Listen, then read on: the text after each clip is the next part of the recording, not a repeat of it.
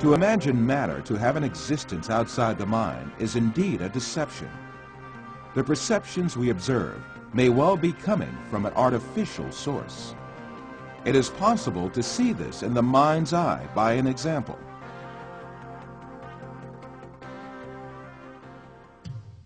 First, let us suppose that we could take our brain out of our body and keep it alive in a glass jar. Let us put a computer in which all kinds of information can be recorded. Finally, let us transmit the electrical signals of all the data related to a setting, such as image, sound, and smell, to this computer. Let us connect this computer to the sensory centers in our brain with electrodes and send the pre-recorded data to our brain. As our brain perceives these signals, it will see and live the setting correlated with these.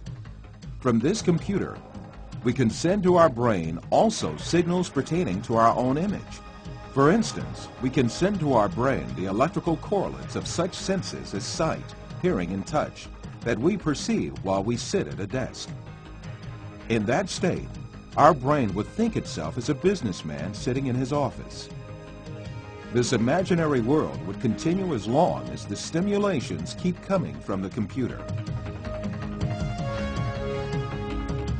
We would never realize that we only consist of a brain. It is indeed very easy for us to be deceived into believing perceptions without any material correlates to be real. This is just what happens in our dreams.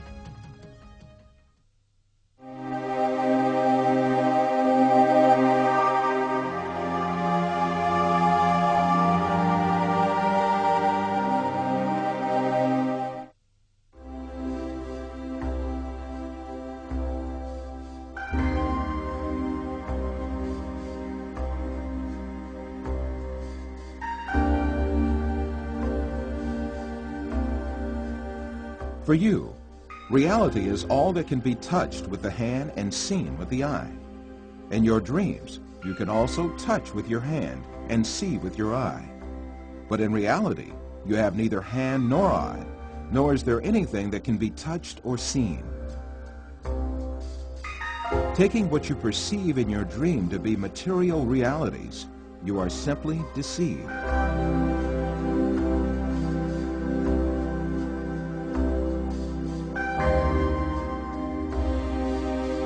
For example, a person deeply asleep in his bed may see himself in an entirely different world in his dream. He may dream that he is a pilot and command a giant airplane, and even spend a great effort to command the plane. In fact, this person has not taken even one step away from his bed. In his dreams, he may visit different settings and meet with friends, have a chat with them, eat and drink together. It is only when the person awakes from his dream that he realizes all were only perceptions. If we are able to live easily in an unreal world during our dreams, the same thing can equally be true for the world we live in. When we wake up from a dream, there is no logical reason for not thinking that we have entered a longer dream that we call real life. The reason we consider our dream to be fancy and the world as real is nothing but a product of our habits and prejudices. This suggests that we may well be awoken from the life on earth, which we think we are living right now, just as we are awoken from a dream.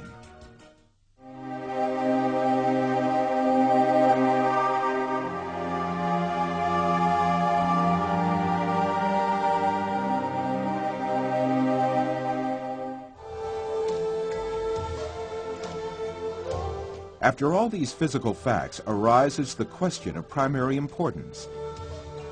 If all physical events that we know are intrinsically perceptions, what about our brain? Since our brain is a matter just like our arms, legs, or any other object, it also must be a perception just like all other objects. An example will illuminate the subject further.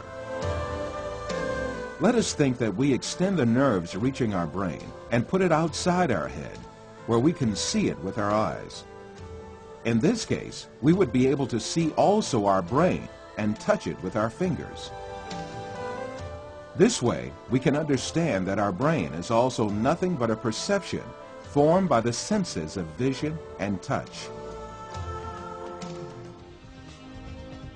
Then, what is the will that sees, hears, and perceives all other senses if it is not the brain? Who is it that sees, hears, touches, and perceives the taste and smell? Who is this being that thinks, reasons, has feelings, and moreover that says, I am me?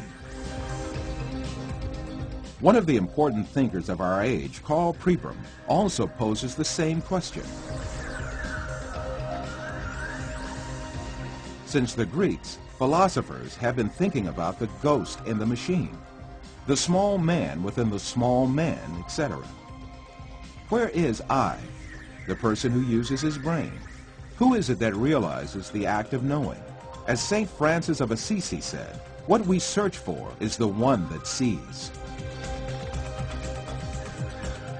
In fact, this metaphysical being that uses the brain, that sees and feels, is the soul. What we call the material world is the aggregate of perceptions viewed and felt by this soul.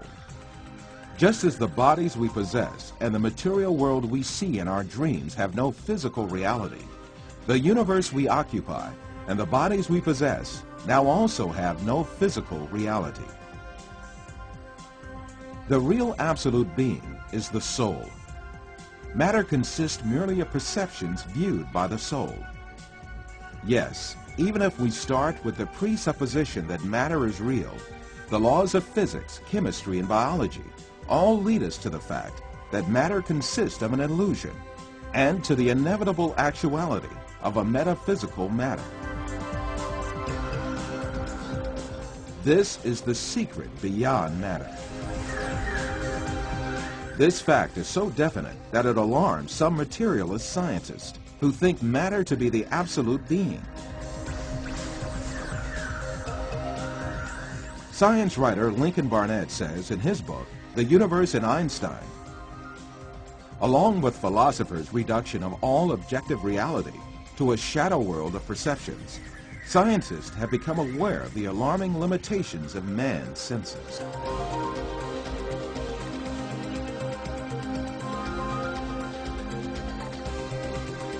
All these facts bring us face to face with a very significant question.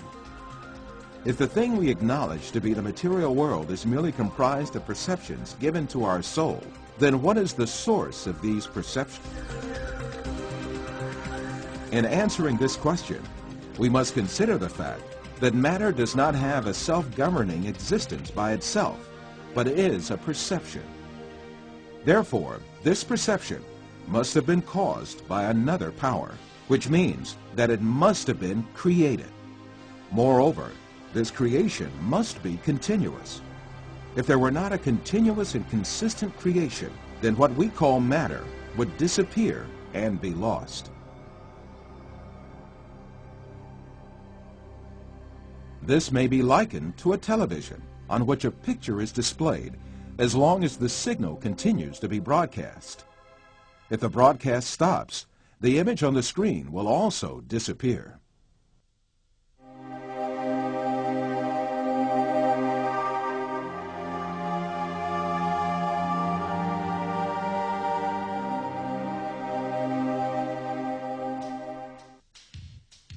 So, who makes our soul see the earth, people, plants, our bodies, and all else that we see? It is very evident that there is a superior creator who has created the entire material universe. That is, the sum of all perceptions, and continues his creation ceaselessly.